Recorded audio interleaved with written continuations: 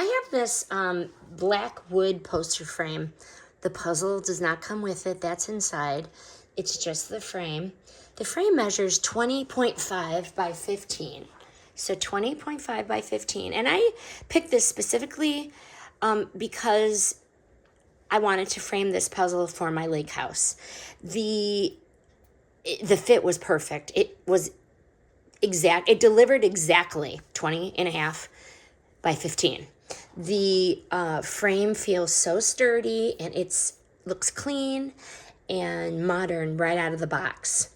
Literally, the puzzle fit in instantaneously. So I just opened the back up, popped it in, and it has, you could hang it horizontally or vertically.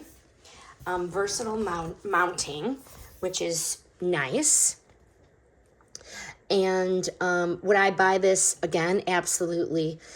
To frame puzzles or posters. It is solid, and it was an affordable way to turn the finished puzzle into this wall art that I'm going to use it.